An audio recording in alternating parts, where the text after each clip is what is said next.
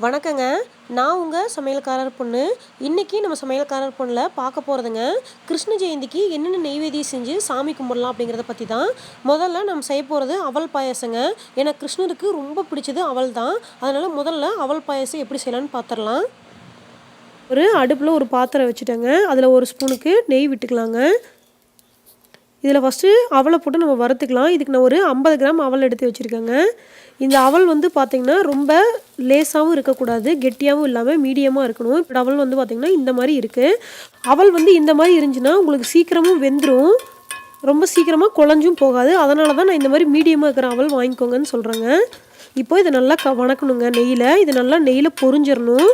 அப்படியே பொரி மாதிரி ஆயிரும். பொரிஞ்சிருச்சுன்னா இப்போ பார்த்திங்கன்னா அவல் நல்லா பொரி மாதிரி பொரிஞ்சு வந்துருச்சு. இந்த ஸ்டேஜ் தான் கரெக்டான ஸ்டேஜுங்க. இப்போ இதில் நம்ம கொஞ்சம் தண்ணி விட்டுக்கலாம். இப்போ நீங்கள் இதுக்கு சன்ன அவல் போட்டிங்கன்னா நீங்கள் தண்ணி விடாமல் நேராக பால் விட்டுக்கலாம். இந்த கொஞ்சம் அவல் கெட்டியாக இருக்கிற மாதிரி போட்டிருக்கேன், அதனால் தண்ணி விட்டுக்கிறேன். ஏன்னா தண்ணி விட்டு நம்ம வேக வச்சோங்கன்னா அவல் சீக்கிரமாக வெந்துடும். இதுவே நேராக நீங்கள் பால் ஊற்றிட்டிங்கன்னா அவல் வேகிறதுக்கு ரொம்ப நேரம் ஆகும்.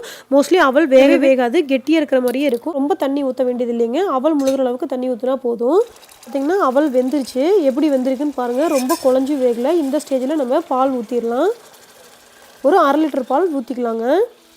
ஒரு 1/4 டீஸ்பூன் ஏலக்காய் தூள் போட்டுக்கலாம். இப்போ இதை நல்லா கலக்கி விட்டுங்க. பால் நல்லா கொதிக்கட்டும். அவல் ஏற்கனவே வெந்திருக்கிறதுனால இந்த பாயாசம் ரொம்ப டைம் எடுத்துக்காதுங்க. இப்போ பால் நல்லா கொதிக்க ஆரம்பிச்சிருச்சுங்க. இப்போ அடுப்பு கொஞ்சம் மீடியம் ஹீட்டில் வச்சிடலாம். இந்த ஸ்டேஜில்ங்க நம்ம பாயாசத்துக்கான சர்க்கரையை போட்டுடலாம். 50 கிராம் அவலுக்கு 80 கிராம் சர்க்கரை எடுத்து வச்சுருக்கேன். இது கரெக்டாக இருக்குங்க. இப்போ இதை கலரி விட்டுடலாம். சர்க்கரை போட்டதுக்கப்புறம் அவல் வேகாது, அதனால் பால் நல்லா சுண்டிக்கும். அவல் குழஞ்சும் போகாதுங்க. ஒரு 5 நிமிஷம் மீடியம் ஹீட்டில் வச்சு கொஞ்சம் பால் கெட்டியாகிற வரைக்கும் விடலாம். உங்களுக்கு கொஞ்சம் இலக்கமாகவே போதுன்னா இந்த ஸ்டேஜ்லேயே நம்ம அடுப்பை ஆஃப் பண்ணிடலாங்க. நல்லா கொதிச்சுங்க, கெட்டி ஆயிடுச்சு. இந்த ஸ்டேஜில் அடுப்பை ஆஃப் பண்ணிடலாங்க. இதுக்கு முந்திரி திராட்சை தாளித்து கொட்டிடலாம். நான் அதுக்கு ஒரு பேனில் கொஞ்சம் நெய் விட்டுட்டேங்க. கொஞ்சம் முந்திரி போட்டுட்டேன். நல்லா பொன்னிறமாக ஆயிடுச்சு. இதில் கொஞ்சம் திராட்சை போட்டுக்கலாங்க. பாயசத்தில் கொட்டிடலாம். அவ்வளோதாங்க, சூப்பரான அவல் பாயசம் ரெடி ஆயிடுச்சு. ரவா லட்டு செய்யறதுக்கு முதல்ல ரவையெல்லாம் வறுத்துக்கலாங்க. அதுக்கு அடுப்பில் நான் ஒரு பேன் வச்சுட்டேன். இதில் 2 டேபிள் ஸ்பூனுக்கு நெய் விட்டுக்கலாம். இந்த நெய்யில் ஒரு 10 முந்திரி பருப்பு போடுறேன். முந்திரி ஒரு பாதி அளவுக்கு நல்லா பொன்னிறம் ஆயிடுச்சுங்க. ஒரு 10 திராட்சை போட்டுக்கலாம். இதில் 1 கப்புக்கு வெள்ளை ரவை எடுத்து வச்சுருக்கிறேன். இதை போட்டுக்கலாம். நல்லா வறுத்துக்கலாங்க. இந்த நெய்லேயே இந்த ரவை நல்லா வணங்கிரோன்னு. அடுப்பை கொஞ்சமாக கம்மி பண்ணிக்கங்க. ரொம்ப ஹையில் வேண்டாம், மீடியமுக்கு கொஞ்சம் எச்சா இருக்கட்டும். அந்த மாதிரி வச்சுக்கிட்டு நம்ம ரவையை நல்லா பொன்னிறமாக வறுத்து எடுத்துக்கலாம். ரொம்ப அடுப்பு வசையாக வச்சுக்கிட்டு நம்ம வறுத்தோங்கன்னா தீஞ்சு போவோம். அதனால் கொஞ்சம் மீடியமாகவே இருக்கட்டுங்க அடுப்பு. இப்போ பார்த்தீங்கன்னா ரவை நல்லா பொரிஞ்சிருச்சு. இப்படி ஒவ்வொரு ரவையும் பார்த்தீங்கன்னா நல்லா புஷ்ஷுன்னு பொரிஞ்சு வந்திருக்குது. இதுதான் கரெக்டான ஸ்டேஜுங்க. அடுப்பை ஆஃப் பண்ணிடலாம். 1 டீஸ்பூனுக்கு ஏலக்காய் பொடி வச்சுருக்கிறேன். இதை போட்டுக்கலாம். ஒரு கலருக்கு கலரி விட்டுறலாங்க. இந்த ரவை கொஞ்சம் ஆறட்டுங்க. அதுக்குள்ளே நம்ம இதில் ஊற்றி பிணையருக்கு வேணுங்கிற பால் ரெடி பண்ணிக்கலாம். நான் எப்பவுமே ரவா லட்டு கொஞ்சம் மில்க் மேடும் பாலும் கலந்து ஊற்றி தான் செய்வேன். அப்போ தான் உங்களுக்கு சூப்பராக இருக்கும் ரவா லட்டு. அதனால் இப்போ நம்ம கொஞ்சம் பாலையுமே மில்க் மேடையும் ஊற்றி நல்லா கலந்துக்கலாம். இதில் 1/4 கப்புக்கு மில்க் மேடு இருக்குது. இதை ஊற்றிடுறேன். இந்த மில்க் மேடு பார்த்தீங்கன்னா வீட்லேயே செஞ்சது தான். ஒரு 1/4 கப்புக்கு பால் ஊற்றிக்கலாம். இப்போ இதை நல்லா கலந்து விட்டுக்கலாங்க. சும்மா கொஞ்சம் வெதுன்னு ஆகட்டுங்க. வெறும் பால் மட்டும் ஊற்றி உருண்டை பிடிக்கிற மாதிரி இருந்தீங்கன்னா 1 கப் ரவைக்கு 1 கப் சர்க்கரை போட்டுக்குங்க. இந்த மில்க் மேட்லேயே சர்க்கரை இருக்கும், அதனால தான் நான் 3/4 கப்பு போட்டிருக்கேங்க. 1 கப் ரவைக்கு 1/2 கப்பு பால் கரெக்டாக இருக்குங்க. ஒவ்வொரு ரவை பெரு ரவையாக இருந்துச்சுன்னா 3/4 கப்பு தேவைப்படும். அது ரவையை பொறுத்து மாறுபடுங்க. பால் ஏற்கனவே காய்ச்சி ஆற வச்சிருக்கிற பால் தான், அதனால கொஞ்சம் வெதுன்னு ஆனால் போதுன்னு சொல்லியிருக்கிறேங்க. கொஞ்சம் வெதுன்னு ஆயிடுச்சு. அடுப்பு ஆஃப் பண்ணிட்டு இதை எடுத்துக்கலாம். இப்போ இது ஓரளவுக்கு ஆறிடுச்சுங்க. இதில் 3/4 கப்புக்கு சர்க்கரை எடுத்து வச்சுருக்கிறேன். இதை போட்டுக்கலாம். 1 கப்பு ரவைக்கு 3/4 கப்பு சர்க்கரை கரெக்டாக இருக்கும். இதுக்குள்ளே நம்ம மில்க் மேடு பால் கலந்து வச்சுருக்கிறோம் இல்லைங்க, அதை ஊற்றி உருண்டை பிடிச்சிக்கலாம். இப்போ சர்க்கரை போட்டு கலக்கினதுக்கப்புறம் அது நல்லாவே ஆறிடுச்சு. இந்த மில்க் மேடு பால் கலந்து வச்சுருக்கிறோம் இல்லைங்களா, இதை கொஞ்சம் கொஞ்சமாக ஊற்றி உருண்டை பிடிச்சிக்கலாம். உருண்டை பிடிச்சாச்சுங்க. உருண்டை பிடிக்கும் போது ரொம்ப இறுக்கமாக பிடிச்சி வைக்காதீங்க. இந்த ரவை கொஞ்சம் நேரம் ஆக இந்த பால் அப்படியே உறிஞ்சிட்டே இருக்கும். ரொம்ப கெட்டியான மாதிரி ஆயிரும். அதனால் ஓரளவுக்கு சாஃப்டாகிற மாதிரி பிடிச்சி வைங்க. இது கொஞ்சம் நேரம் ஆக இது நல்லா கெட்டியாயிட்டு சாப்பிட்றதுக்கு நல்லா சாஃப்டாக இருக்கும். பார்த்தீங்கன்னா 1 கப் ரவைக்கு 14 லட்டு கிடச்சிருக்குதுங்க. ஃபுல்லாகவே மில்க் மேட் ஊற்றி செஞ்சிங்கன்னா டேஸ்ட்டே ரொம்ப டிஃப்ரெண்ட்டாக இருக்கும். நான் முறுக்கு செய்யறதுக்குங்க 1 டம்ளருக்கு இட்லி அரிசி ஊற வச்சிருக்கிறேன். அதே டம்ளர்ல 1/4 டம்ளருக்கு பொட்டுக்கடலை எடுத்து வச்சிருக்கிறேன். 1 டம்ளர் அரிசிக்கு 1/4 டம்ளர் பொட்டுக்கடலை கரெக்டா இருக்கும். அரிசி வந்து இட்லி அரிசி போடுங்க, அப்பதான் முறுக்கு நல்லா வரும். இப்போ இதை கொஞ்சமா தண்ணி ஊற்றி கொஞ்சம் நல்லா கெட்டியா மிக்சியில நல்லா மையாட்ட அரைச்சி எடுத்துட்டு வந்துக்கலாம். இன்னைக்கு நான் இதுக்கு வந்து மிளகாத்தூள் தான் போட போறேன். நீங்க வரமிளகா போட்டு ஆட்டணும்னு நினைச்சீங்கன்னா இந்த அரிசி ஊற வைக்கும் போதே அதுல ஒரு 3 வரமிளகாயும் போட்டு நல்லா இந்த தண்ணியில ஊற வச்சிருங்க. அதுக்கப்புறம் மிக்சிலயோ இல்லாட்டி கிரைண்டர்லயோ நீங்க போட்டு ஆட்டினீங்கன்னா மிளகா இருக்கிறதே தெரியாம நல்லா மையாட்ட அரைச்சிக்கும். இப்ப அரிசியை நல்லா மையாட்ட அரைச்சிட்டு வந்துட்டேங்க. கெட்டியா அரைச்சிருக்கிறேன். இதை வந்து இந்த பாத்திரத்துல ஊத்திக்கலாம். இதுல எடுத்து வச்சிருந்த பொட்டுக்களையே நல்லா பவுடர் அரைச்சிட்டு வந்துட்டேன். இதையும் போட்டுக்கலாம். ஒரு 1/2 டீஸ்பூனுக்கு ஓமப்பில் போட்டுக்கலாம். ஓமப்பில் இல்லாட்டி சீரகம் கூட போட்டுக்கலாங்க. தேவையான அளவுக்கு உப்பு போட்டுக்கலாம். நம்ம இன்னைக்கு சாமிக்கு செய்கிறதுனால எதுவுமே டேஸ்ட் பார்க்காம பண்ணணும். கொஞ்சோண்டு பெருங்காயத்தூள் போட்டுக்கலாங்க. ஒரு 1/4 டீஸ்பூனுக்கு மிளகாத்தூள். இது நல்லா பிணைஞ்சு விட்டுக்கலாம்.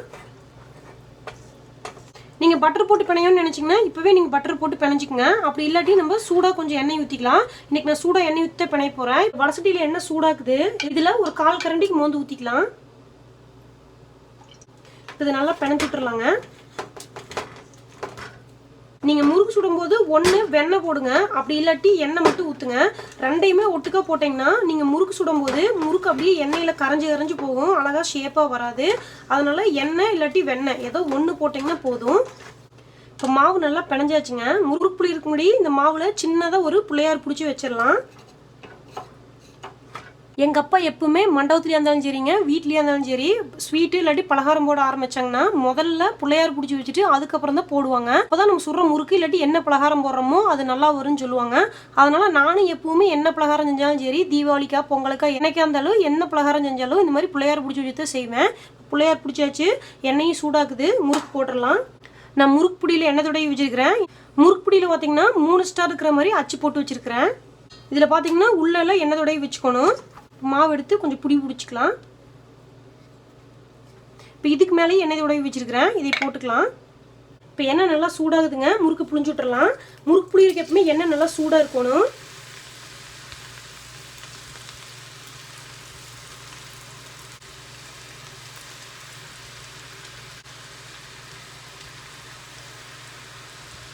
இப்போ 3 முறுக்கு புளிஞ்சிருக்கிறேன். இது நல்லா வேகட்டுங்க, அதுக்கப்புறம் திருப்பி விடலாம்.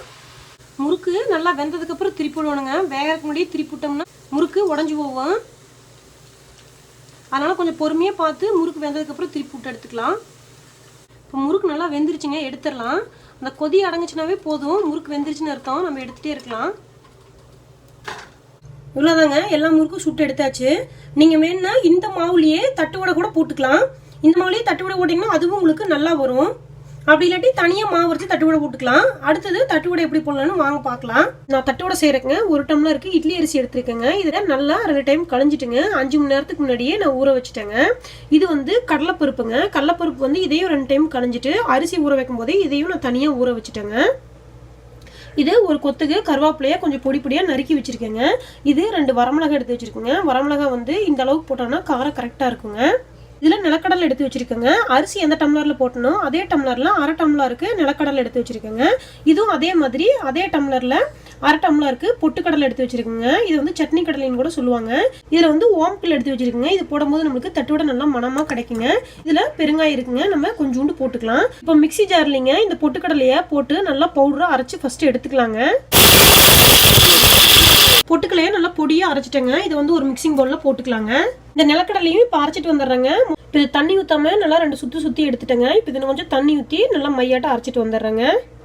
கடலக்கொட்டை பார்த்தீங்கன்னா பச்சை கடலை தாங்க. இப்போ இந்த நிலக்கடலையே அரைச்சாச்சுங்க. இதை இதுக்குள்ளே ஊற்றிடலாங்க. இப்போ இந்த அரிசியும் நல்லா தண்ணி வடிச்சிட்டுங்க கொஞ்சம் கெட்டியாக அரைச்சி எடுத்துகிட்டு வந்துடுறேங்க. இப்போ அரிசி மாவு அரைச்சிட்டேங்க. அரிசி மாவு பார்த்தீங்கன்னா இந்த அளவுக்கு கெட்டியாக அரைச்சிக்கோணுங்க. நல்லா நெகுன்னு அரைச்சிருக்கேங்க. இப்போ இதுலைங்க நான் தண்ணியை வடித்து வச்சுட்டு கடலைப்பருப்பு வச்சுருக்கேங்க. இதை உள்ளே போட்டுக்கலாங்க. நான் மிளகாயை வந்துங்க அரிசி அரைக்கும் போதே சேர்த்தி போட்டு அரைச்சிட்டேங்க. இப்போ இந்த வெட்டி வச்சுக்கிற கருவேப்பிலையும் போட்டுடலாங்க. எடுத்து வச்சுக்கிற ஓமப்பிலையும் போட்டுடலாங்க. கொஞ்சோண்டு பெருங்காயத்தூள் போட்டுக்கலாங்க. இப்போ இதுக்கு தேவையான அளவு உப்பு போட்டுக்கலாங்க. இதெல்லாத்தையும் நல்லா மிக்ஸ் பண்ணிக்கலாங்க. நல்லா கெட்டியாக வரணுங்க. நல்லா இந்த அளவுக்கு கெட்டியாக பிணைஞ்சிக்கணுங்க. அதனால தான் மாவு அரைக்கும் போதே நம்ம தண்ணி ஊற்றாமல் கெட்டியாக அரைச்சிங்கன்னா உங்களுக்கு இந்த அளவுக்கு கெட்டியாக கிடைக்கும். சப்போஸ் உங்களுக்கு கொஞ்சம் மாவு தண்ணியாட்ட போயிடுச்சிங்கன்னா கொஞ்சோண்டு அரிசி மாவும் கொஞ்சோண்டு பொட்டுக்கல்லையை அரைச்சி அந்த மாவே சேர்த்திட்டிங்கன்னா உங்களுக்கு கெட்டியாயிருங்க. தட்டுவடையை தட்டிடலாங்க. மாவில் அதுக்கு நான் சின்னதாக உருண்டை பிடிச்சி வச்சுருக்கேங்க. இதை வந்து ஒரு ஜிப்லாக் பேக் மேலே வச்சுருக்கேன். இதில் வந்து எண்ணெய் தொடைய வச்சுருக்கேங்க. இப்போ இந்த பேக்கை மேலேயும் இன்னொரு முளைக்காய்த கவர் போட்டுங்க இந்த மாதிரி பூரி தேக்கிற மிஷின் மேலே வச்சு அமுத்தணுங்க. அப்படியே நம்ம அமுத்தும் போதுங்க நம்மளுக்கு அழகாக ரவுண்ட் ஷேப்பில் நம்மளுக்கு தட்டுவடை கிடச்சிருங்க. எல்லா தட்டுவடையுமே நம்மளுக்கு ஒரே சைஸில் கிடைக்குங்க. இதை எடுக்கிறது வந்து ரொம்ப ஈஸி. எடுக்கிறது பார்த்திங்கன்னா உங்களுக்கு அழகாக கையில் எடுத்து வந்துடும். எண்ணெய்க்குள்ள வந்து நம்ம ஈஸியாக அதை போட்டுக்கலாங்க. பூரி அமுத்துற மெஷின் இல்லாட்டிங்க இந்த மாதிரி ஒரு கவர் மேலே எண்ணெய் தொடவிங்க. நான் தட்டுவடைக்கு ஒரு சின்ன பால் மாதிரி செஞ்சுட்டேங்க. இப்போ அது மேலே மறுபடியும் இன்னொரு கவர் போட்டுக்கணுங்க. நான் ஒரு ஜிப்லாக் பேக்கை வந்து நீளமாக கட் பண்ணி வச்சுருக்கேன். அதனால் உங்களுக்கு உள்ளே வச்சுட்டு மறுபடியும் திருப்பி நீங்கள் பேப்பரை மடக்கும்போது உங்களுக்கு கரெக்டாக இருக்கும். இந்த மாதிரி ஒரு வெயிட்டு இல்லாட்டி இடிகள் எடுத்துட்டுங்க இப்படி நம்ம நல்லா வச்சு ப்ரெஸ் பண்ணணுங்க. ப்ரெஸ் பண்ணி எடுத்திங்கனாலும் உங்களுக்கு அழகான ஷேப் கிடச்சிரும். நம்ம கையில் தட்டுறத விட இந்த மாதிரி பண்ணாங்கன்னா உங்களுக்கு எல்லாமே ஒரே மாதிரி தட்டுவடை கிடைக்கும். இந்த இருக்கிற மாவையும் எல்லாத்தையும் ஒரே மாதிரி அழகாக பால்ஸ் பிடிச்சி வச்சுட்டோம்னா ஈஸியாக தட்டி தட்டி எண்ணெயில் போடுறதுக்கு வசதியாக இருக்குங்க. எண்ணெய் நல்லா சூடாயிருச்சுங்க. நம்ம தட்டி வச்சுக்கிற தட்டுவடையை ஒன்றொன்னா எண்ணெயில் போட்டு எடுத்துக்கலாங்க. அடுப்பு வந்து கொஞ்சம் மீடியம்லேயே இருக்கட்டுங்க. தட்டுவடை அதுவே வெந்து மேலே எலும்பி வருங்க. அதுக்கப்புறம் நம்ம திருப்பி விட்டுக்கலாங்க. கொஞ்சம் பெரிய வடசட்டியாக வச்சோங்கன்னா ஒரே அடசலில் 2-3 போட்டு எடுத்துக்கலாங்க. இப்போது தட்டுவடை நல்லா வெந்துருச்சுங்க. ஓசை வந்து ஓரளவுக்கு அடங்கிருச்சுங்க. இப்போ நம்ம தட்டுவடையை எடுத்துடலாம். அதாங்க சூப்பராக தட்டுவடை ரெடி ஆயிடுச்சு. நான் சீடை பண்ணுறதுக்கு 1 டம்ளருக்கு பச்சரிசி மாவு எடுத்து வச்சுருக்கிறேங்க. இதை ஒரு பேனில் போட்டு நல்லா வறுத்து எடுத்துக்கலாம். இதில் 1/2 டம்ளர் மாவுக்கு உப்பு சீடையுமே மீதி 1/2 டம்ளருக்கு வெல்லம் போட்டு சீடையும் உருட்டிக்கலான்ட்டு இருக்கிறேன். மாவு கொஞ்சம் நல்லா மணம் வர அளவுக்கு வறுத்து எடுத்துக்கணும். இந்த மாவு பார்த்தீங்கன்னா வீட்லேயே அரைச்சது தான். ஒரு படிக்கு பச்சரிசி எடுத்துங்க. ஒரு 1/2 மணி நேரம் தண்ணியில் ஊற வச்சுருந்துட்டு அதுக்கப்புறம் தண்ணி வடிச்சிட்டு அதை ஒரு வெள்ளை துணி மேலே நல்லா பரப்பி ஃபேன் கடியில் வச்சிடணும். இல்லாட்டி கிச்சன்லேயே ஒரு 1/2 மணி நேரம் காய வச்சிட்டிங்கன்னா கையில் எடுத்து பார்த்தீங்கன்னா இப்படி அரிசியை இப்படின்னு பண்ணி கீழே போட்டிங்கன்னா ஒரு 2-3 அரிசி கையில் விட்டணும். மீதியெல்லாம் கீழே விழுந்துடணும். அந்த மாதிரி இருக்கணும் பதம். அதுக்கப்புறம் அதை ஒரு சம்பளத்தில் போட்டு கொண்டு போய் மிஷினில் அரைச்சி எடுத்துகிட்டு வந்துக்கலாம். நான் வந்து அதை மிக்சியில் அரைச்சிட்டேங்க. அதுக்கப்புறம் அதை நல்லா சளிச்சு ஒரு சம்பளத்தில் போட்டு நான் ஃப்ரிட்ஜில் வச்சுருக்கிறேன். எப்போல்லாம் எனக்கு தேவைப்படுதோ அப்போல்லாம் எடுத்து நான் யூஸ் பண்ணிக்கிறேன். ஊரில் இருக்கிறவங்களா இருந்தீங்கன்னா 1 படி இல்லாட்டி 2 படி அரிசி நீங்கள் நல்லா மாவு அரைச்சிட்டு வந்து வச்சுக்கிட்டிங்கன்னா இடியாப்பு சுடுறதுக்கு கொழுக்கட்டை செய்கிறதுக்கு எல்லாத்துக்குமே நீங்கள் யூஸ் பண்ணிக்கலாம். ஈவன் கோலம் போடுறதுக்கு கூட நம்ம இதை யூஸ் பண்ணிக்கலாம். அதனால் எப்போவுமே அரைச்சி வச்சுக்கோங்க ரெடியாக வீட்டில் இருக்கிற மாதிரி. இப்போ பார்த்தீங்கன்னா மாவு நல்லா வறுபட்டுருச்சு. நல்லா மணமாக இருக்குதுங்க. இது நல்லா வறுபட்டுருச்சான்னு எப்படி தெரிஞ்சுக்கிறதுனா இப்படி ஒரு தட்டத்தில் இப்படி மாவு எடுத்து கோடு போட்டிங்கன்னா அழகாக இப்படி கோடு மாதிரி உழுகணுங்க. முதல்ல பச்சையக்கிற மாவில் கோடு போட்டிங்கன்னா இந்த மாதிரி கோடு உழுகாது உங்களுக்கு. அப்படி திப்பியே உழுகும். இப்படி கோடு மாதிரி வந்துச்சுன்னா கரெக்டான பதம். இப்போ நீங்கள் அடுப்பை ஆஃப் பண்ணிக்கலாம். இது கொஞ்சம் ஆறட்டுங்க. இதை 2 பிட்டாக பிரிச்சுக்கலாம். இப்போ உளுந்து மாவு அரைச்சி எடுத்துக்கலாங்க. கொஞ்சோண்டு உளுந்து வெறுவடை சரி போட்டு நல்லா வறுத்துட்டு இருக்கிறேங்க. இது நல்லா வறுத்ததுக்கப்புறம் அடுப்பு ஆஃப் பண்ணிவிட்டு இது நல்லா ஆற வச்சு மிக்சியில் போட்டு நல்லா பொடியாக அரைச்சி ஜலடையில் போட்டு சளிச்சு எடுத்து வச்சுக்கலாங்க. இதில் பாதி மாவை இனிப்பு சீடை பண்ணுறதுக்கு கொட்டி வச்சுக்கலாங்க. இதில் சர்க்கரை ஏலக்காயெல்லாம் போட்டு மாவு பிணைஞ்சி வச்சிடலாம். இதில் ஒரு 1/2 டீஸ்பூனுக்கு ஏலக்காய் தூள் போடுறேங்க. 1 டேபிள் ஸ்பூனுக்கு வெள்ளை எள்ளு போடுறேன். வெள்ளை எள்ளு இல்லாட்டி கருப்பு எள்ளு கூட போட்டுக்கலாம். 1 டேபிள் ஸ்பூனுக்கு நெய் விட்டுக்கலாங்க. இதில் 1 டேபிள் ஸ்பூனுக்கு நம்ம வறுத்து அரைச்சி வச்சுருக்கிறோம் இல்லைங்களா உளுந்து பொடி அது போட்டுக்கலாம். 1/2 கப்பு மாவுக்கு 1 டேபிள் ஸ்பூனுக்கு உளுந்து பொடி கரெக்டாக இருக்கும். இதில் ஒரு 1/2 கப்புக்கு கரும்பு சர்க்கரை எடுத்து வச்சுருக்கிறேன். இதை போட்டுக்கலாம். இதை நாட்டு சர்க்கரைன்னு சொல்லுவாங்க. நீங்கள் வெல்லம் போடுற மாதிரி இருந்தீங்கன்னா வெள்ளத்தை நல்லா துருவிட்டு இந்த அரிசி அளந்த கப்லேயே 1/2 கப்புக்கு வெள்ளத்தை ஒரு டேபிள் ஸ்பூனுக்கு தண்ணி ஊற்றிங்க. ஒரு பேனில் நல்லா கரைச்சிக்கிட்டு மண் இருக்குதான்னு சொல்லி பார்த்துக்கலாம். அதனால் அதை கரைச்சிக்கிட்டு அதை வடித்து இதில் ஊற்றி உருண்டை பிடிச்சிக்கங்க. இப்போ நான் இங்கே சர்க்கரையாகவே போட்டிருக்கிறேன். அதனால் இதில் கொஞ்சம் தண்ணி ஊற்றி உருண்டை பிடிச்சிக்கலாம். ஒரு 1/2 கப்புக்கு தண்ணி கொண்டு வந்துருக்குறேங்க. இதை கொஞ்சம் கொஞ்சமாக ஊற்றி உருண்டை பிடிச்சிக்கலாம்.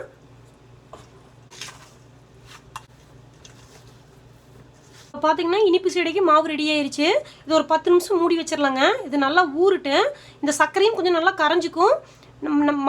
மாவும் நல்லா ஊறிக்கும். அதுக்கப்புறம் சின்ன சின்னதாக உருண்டை பிடிச்சி நம்ம எண்ணெயில் பொரிச்சு எடுத்துக்கலாம். இது ஊறக்குள்ளே நம்ம உப்பு சீடை செஞ்சுக்கலாம். மீதி இருக்கிற மாவில் உப்பு சீடை பண்ணிக்கலாங்க. இதில் ஒரு 1/4 டீஸ்பூனுக்கு சீரகம் போட்டுக்கலாம். கொஞ்சமாக உப்பு, கொஞ்சோண்டு மிளகாத்தூள், 1 டேபிள் ஸ்பூனுக்கு உளுந்து மாவு. இது நல்லா கலக்கி விட்டுறலாங்க. ஒரு பிஞ்சுக்கு பெருங்காயத்தூள் கூட போட்டுக்கலாம். இதில் கொஞ்சமாக தண்ணி ஊற்றி நல்லா கெட்டியாக பிணைஞ்சு எடுத்துக்கலாம். இப்போ மாவு நல்லா பிணைஞ்சிட்டேங்க. இதை சின்ன சின்ன உருண்டையாக பிடிச்சிக்கலாம். இதை உருண்டை பிடிக்கிறக்குள்ள அந்த அடுப்பில் எண்ணெய் வச்சுருக்கிறேன். இது நல்லா சூடாகிட்டு நம்ம முறுக்கு போட்ட எண்ணெய் தாங்க. இதுலேயே நம்ம சீடையும் போட்டு எடுத்துக்கலாம். இப்போ சீடையெல்லாம் பார்த்தீங்கன்னா இந்த மாதிரி நீளமாக உருட்டி வச்சுருக்கிறேன். இந்த மாதிரி உருட்டி வச்சு நீங்கள் எண்ணெயில் போட்டிங்கன்னா உங்களுக்கு வெடிக்காது. எல்லாத்தையும் எண்ணெயில் போட்டு பொரிச்சு எடுத்துக்கலாம்.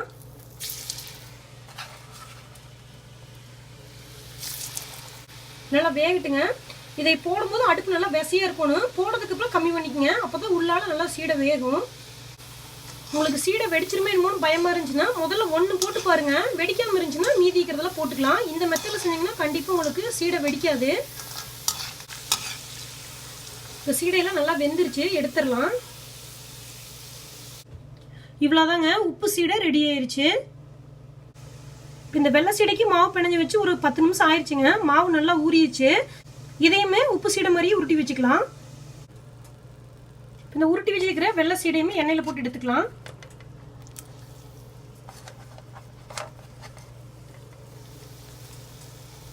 கொஞ்சம் நல்லா வேகிட்டுங்க. அதுக்கப்புறம் கரண்டி விட்டு கலரி விடலாம். முன்னாடி கரண்டி விட்டு கலரினோம்னா சீடையெல்லாம் உடஞ்சி போகும். இந்த சீடையை நீங்கள் உருண்டையாக தான் பிடிச்சி போடணும்னு நினச்சிங்கன்னா முதல்ல உருண்டையை ஒரு சீடையை பிடிச்சிட்டுங்க. அதில் நடுவில் ஊசி இல்லாட்டி ஒரு குச்சியை வச்சு ஓட்டை போட்டுருங்க. அதுக்கப்புறம் அதை நீங்கள் எண்ணெயில் பிடிச்சி எடுத்திங்கன்னா உங்களுக்கு வெடிக்காது. இப்போ சீடையெல்லாம் நல்லா வெந்துருச்சுங்க, எடுத்துடலாம். இனிப்பு சீடை ரெடி ஆயிடுச்சுங்க. இப்போ நம்ம செஞ்சுருக்கிற எல்லா பிரசாதமுமே கிருஷ்ணருக்கு ரொம்ப ரொம்ப பிடிக்குங்க. கிருஷ்ண ஜெயந்தி வர ஞாயிற்றுக்கிழமை செப்டம்பர் 2ஆம் தேதி வருது. கண்டிப்பாக இந்த எல்லா நெய்வேத்தியும் செஞ்சு நீங்கள் கிருஷ்ணரை கும்பிடுங்க. கிருஷ்ண ஜெயந்திக்கு எப்படி சாமி கும்பிடணுங்கிற ஒரு வீடியோ கூட நான் போட்டிருக்கிறேன். அதோட லிங்க் நான் டிஸ்கிரிப்ஷன் பாக்ஸில் கொடுத்துட்றேங்க. கண்டிப்பாக அதை செக் பண்ணி பாருங்கள். எல்லாத்துக்கும் இனிய கிருஷ்ண ஜெயந்தி வாழ்த்துக்கள்.